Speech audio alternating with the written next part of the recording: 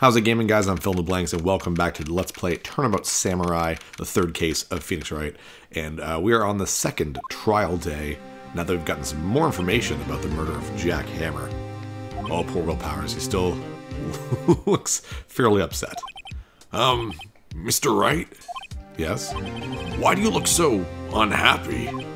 Oh, nothing. Really, it's nothing. Right, Mia? Oh, so Mia's still Mia, I guess. How long can Maya hold that form? This is the next day, because the second day of investigation took place the day before, and now it's the morning, blah, blah, blah. So, like, I don't know, like, did she go home, become Maya again, and now she's Mia again? I don't know. Uh-oh, she looks even unhappier. Phoenix, your client is now practically a dead man walking.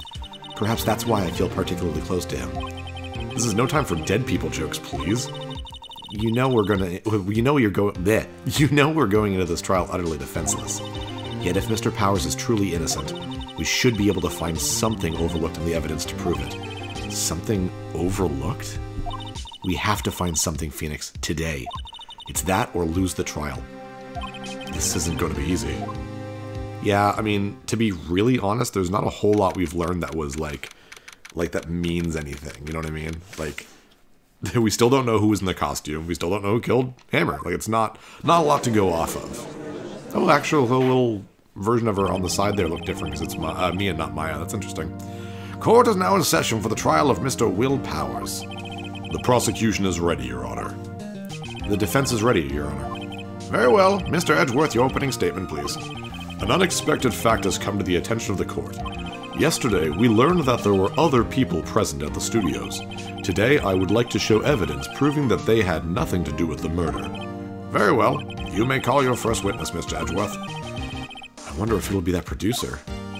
The prosecution calls Mr. Sal Manella to the stand. Or that director. Yeah, I wouldn't want to see him again. It's friggin'... He looks so ridiculous. Will the witness state his name and profession? How rude can you get? You don't know me? I'm the director. I make the Steel Samurai noob raffle. Poor Edgeworth. Salmonella. I'm a director. Television. Were you at Global Studios on the day of the murder? Yes, Your Honor. Very well. Please testify to the court about the events of that day. Phoenix, let's start by picking this testimony apart. If Powers is innocent, you know what that means. Someone in the trailer on that day did it. Right. She doesn't waste any time putting on the pressure. Yeah, we only know of two people. I guess there were the bigwigs that we haven't met yet, so there's that, I guess. So, who knows? The day of the murder. I was at the studios from around 9 that morning. During the morning, I was doing an action scene run-through. It took a lot more time than I thought it would. I hear that everyone else ate lunch in the employee area, but I had a meeting in the Studio 2 trailer, so I ended up skipping lunch. We were in the meeting until around 4. During the meeting, well, I'm pretty sure no one left their chairs. That's about it. Yeah, not a lot. I mean, that's what we learned yesterday, so... The time of Mr. Hammer's death was 2:30 p.m. According to your testimony, you were in a meeting at that time. Mr. Wright, you may begin your cross-examination. Yes, Your Honor. The day of the murder. Let's see. I was at the studios for around 9 that morning. It doesn't really matter. During the morning, I was doing, an action scene. I don't know, that seems suspicious, the there. Let's press that. In the employee area? That's right. It was a fight scene between the Steel Samurai and the evil magistrate. Was anyone else at the run-through? Oh yeah, that security lady was sitting there watching the whole thing. Lol. She was cheering on Hammer, if you could believe it. She certainly has the lungs for it. Anyone else? No, just us 4. Okay, it took a lot more time than I thought it would. I hear that everyone else ate lunch in the employee area. I had a meeting in the Studio 2 trailer, so I ended up skipping lunch. Meeting till During the meeting, well, I'm pretty sure no one left their chairs. Let's press on that. You didn't take a single break? Well, yeah, not a one. Sweats. Oh, that's not good. What's he sweating so much about, I wonder? If only I had an idea. I'll wait for one to come up and hit him with it later. Phoenix, If his alibi holds, Powers is finished. Press him as hard as you can and find out where he's lying. Right. So apparently we need to press him. Maybe we don't have any evidence of anything, but... I end up skipping lunch. So in the end, you didn't get to eat? Yeah, no steak at least. Could you believe it? That must have been tough. Phoenix. Yeah? Doesn't something about that seem odd to you? It's contradictory. Yeah, it does seem odd now that you mention it. Mr. Manella. What do you want, sweats? That's a great reaction there. When I went to Studio 2, I saw something there on the table. There were 2 plates, the same kind of plates as the one in the employee area. Who ate lunch there? Oomph. No, good call, sweats. I was embarrassed, so I didn't mention it, but I did eat after all. T-bone steak, you mean? Yeah, well, I mean the assistant went through all that trouble. I brought it to the trailer, thinking I could eat it later. Clearly a man who likes to eat. I'd suspected as much. So, when exactly did you eat it? We took one break during that meeting. I wolfed it down then, drool. A mental image I will carry with me to my grave. Wait a second. If they took a break in that meeting, that contradicts his testimony. I'll press on that one a bit more. Oh. Is there anything new? Okay, let's keep pressing, I guess. I guess I could repress, no one left their chairs, because, I mean, just said you went and ate. You didn't take a single break? Well, yeah, not a one, sweats. What's he sweating so much about, I wonder? If I had an idea. Oh, there we go. Wait a second. Maybe I do have an idea. Press harder. Because again, why would you leave him be? Wait a second. Mr. Manella, you've just contradicted yourself. Didn't you just tell the court that you ate that T-bone steak during a break? Oops, raffle. You shouldn't be rolling on the floor laughing, man. You're committing perjury here. Well? Mr. Manella, what's this all about? Well, yeah, I guess we did take a little break. Phoenix, great job. If they took a break, one of them could have gone to the studio during that time. Your Honor, I call on the witness to testify to the court about this break. Very well. Mr. Manella, your testimony, please. Irk. That was the worst. Uh-oh. Edgeworth is laughing. Yeah, it's not good. When Edgeworth laughs, you know you're going right into his trap, man. The break. Yeah. For what I... From what I witnessed? Is that what... What does what does FWIW mean? I honestly don't know. We took a break, Raffle, but it was only 15 minutes. 15. That's only 13 in base 12. Not enough time for someone to say, commit murder in Studio 1, lol. That's only just enough time to eat a T-bone steak, if you ask me, Steves. I don't think it would even be enough time for that, but that's just me. Very well, you may begin the cross-examination. I want to know what FWIW means, and I'm hoping the pressing says something, because I don't know what that means. What time exactly did you take this break? Oh, you're not going to ask him because I'm so lost. I'd say it was around 2:30 or so until 2:45. 2:30? That's the time of death. So he could have gone to Studio 1, killed Hammer, and come back. I guess it's possible time-wise. Yeah, but why would he admit to it? Like, why wouldn't he just say, like, oh, it's like 1:45 to 2. You know what I mean? Ooh, Edgeworth, nothing to say there. But it was only 15 minutes. 15, that's only 15, blah, blah. What were you doing for those 15 minutes? Eating my T-bone steak, what else? There were 2 plates on that table? That's a weird question there. Oh, right, the other one was D. Vasquez's place. There, that confirms the pun there. D. Vasquez, the producer. To eat a T-bone steak in 15 minutes, that's quite a feat. Okay. Not enough time for someone to commit murder. Why is that? Oh, shit. Haven't we had enough of this pointless line of questioning? Oh, that's weird. I'm not used to him just, like, randomly stopping me from pressing. Your Honor, the testimony to this point has made one certain fact painfully clear. The people in the trailer had nothing to do with this murder. It was impossible for any of them to go to Studio 1. What? Something wrong, Mr. Wright? Surely you aren't suggesting one of the people in the trailer went to Studio 1. Well, Mr. Wright? Phoenix, this is critical. Think about it before you give your answer. You claim someone from the trailer went to Studio 1? Well, we know it's not really possible because of, like, Mr. Monkey. But at the same time, I need to prove something. But if I claim it and claim it loud, as it says here, I'm going to get in trouble because they're just going to be like, no, Mr. Monkey. So I'm going to say no, it's impossible. I don't want to write it off. I don't want to write off so many possible suspects, but I can't keep claiming the impossible either. I agree that it was impossible for anyone in the trailer to go to the studio in that time. Aha! I thought you might be thoughtlessly treading on thin ice again, but I see you at least had an inkling of truth. What do you mean, Mr. Edgeworth? It's quite simple. True, the break in the trailer meeting came right at the time of death. However, the path from there to the scene of the crime was blocked. The fallen Mrs. Monkeyhead barred the way. I thought it was Mr. Monkeyhead. Wow, I have not been paying attention, I guess.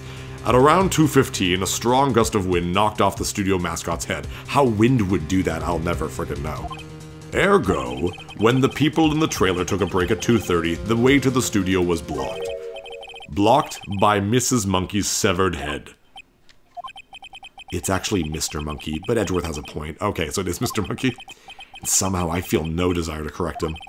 I believe we have seen enough evidence. I would like to relieve Mr. Manella from the stand. What? It's over? Well, sucks to be you, Phoenix. Very well, the court's opinion on this case is as follows. We have found that there were several other people in Studio 2 on the day of the murder. However, it is also clear that none of these people could have gone to Studio 1. They therefore have no relation to this case.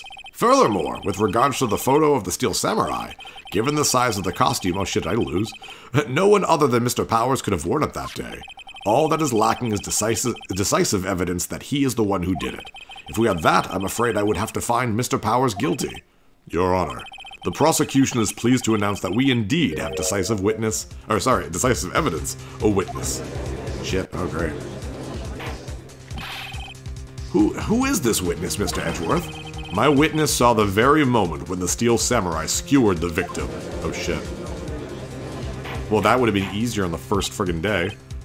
Order! I will have order! I see. The court will take a 10-minute recess, after which we will hear from your witness. Court is adjourned for recess. Ooh, stuff's happening. I haven't, like, actually presented any evidence. This is weird. There's so much pressing here. What do we do now, Mia? If everyone in that trailer has an alibi. I'm sorry, Phoenix. I guess I was wrong. Mia! Don't tell me you're giving up. If you give up, then what hope do I have? Don't get me wrong. I've never given up on a trial before. Not while there was a chance. Only one thing became clear in your cross-examination. The people in the trailer could not have gone to Studio 1.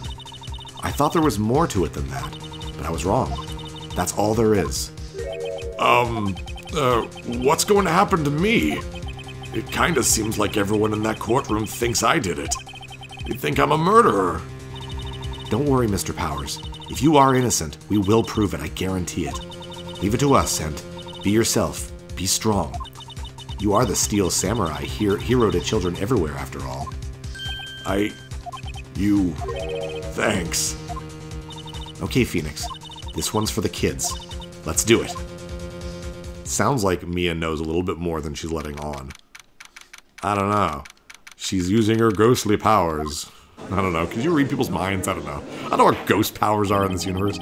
Court is back in session for the trial of Mr. Will Powers. The prosecution has a concern. As our witness is a grade schooler of tender years, and this is a murder case, we worry that the defense might cause unnecessary trauma with his cruel questioning. Nice to see Edgeworth taking the moral high ground. However, we have no choice. The prosecution calls Cody Hackins to the stand. Oh no. Poor Cody. Your Honor, perhaps we could arrange a box for him to stand on. Oh, right. Guard, please bring him a box. What if those donut crates should do? Donuts. Poor Cody.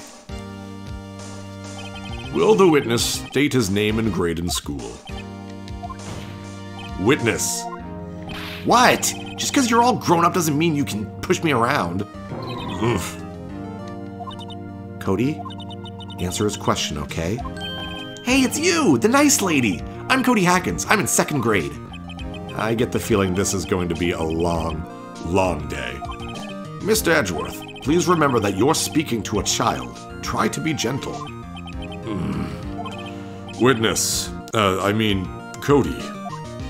He's having trouble with this gentle thing. You were at Global Studios on the day of the, incident. You got a problem with that?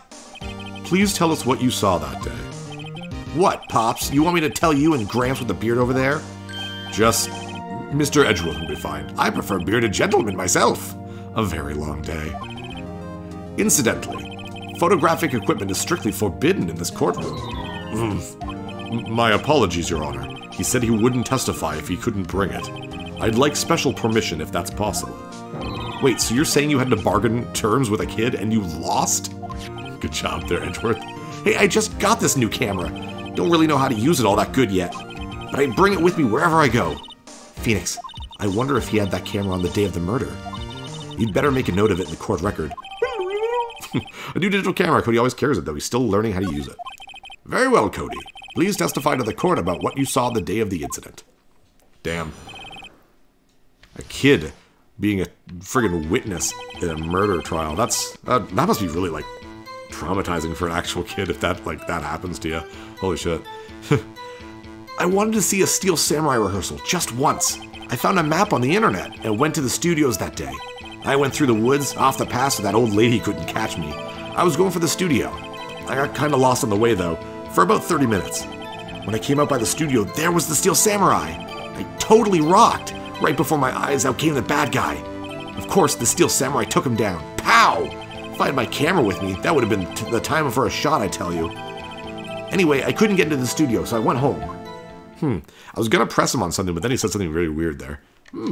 Very well. The defense may begin its cross-examination. But be gentle. Remember you're talking to a child. This kid is tougher than most adults we've seen here, honestly. Yeah, I was gonna press him on him seeing... Actually, I'm still going to. Yeah, when I came to the studio, there was the Steel Samurai. The Steel Samurai? Yeah, he was standing by the studio gate. It looked like he was thinking about something before going in. Then he opened up the gate and went inside. I see. What then? Alright, so the other part that I was going to press him on is if I had my camera with me, that would have been the time for a shot. Let's present the fact that he just told us that he always has his camera on him. Cody, what you just said seems, well, a little strange. Didn't you say before that you always bring your digital camera wherever you go? You were quite clear about that. Huh? Whoa, that's a face. Cody, you shouldn't lie here. You understand that, right? Mr. Wright, a word with you. Uh-oh, was I putting the pressure on too much? What is this digital camera contraption you're talking about? God, poor judge. It's, a digital camera, Your Honor. It's kind of a new sort of camera. Not really. Again, apparently, according to the timeline, this takes place in, like, 2015 or something. And having worked at a camera store until, like, 2013, I know they're not new in the time that this was made. How do I explain that? I see. Anyway, Cody, I can't believe you wouldn't bring your camera on a trip to the studios. You did bring it, didn't you? Poor kid, he's already crying. Mr. Wright, how cruel you are to terrorize a poor child so. I don't care if he's a child or a prosecuting attorney. No one should lie in court. What do you mean, or a prosecuting attorney? Well, Cody? What? Yeah? So I had my camera, so what? You got a problem with that? Like, yeah, he actually is standing on the box there. So you did have a camera. And did you use this camera? Why would I use it? I was too busy watching. Very well. Please testify to the court about what you were so busy watching. And we'll hear about what Cody Hackins was watching next time on Fill in the Blanks. See you guys next level. Hey, thanks for watching. If you liked this episode, click that subscribe button and hit the bell icon to know when the next episode is up. If you want to support my channel, share some videos with some friends and consider supporting me on Patreon.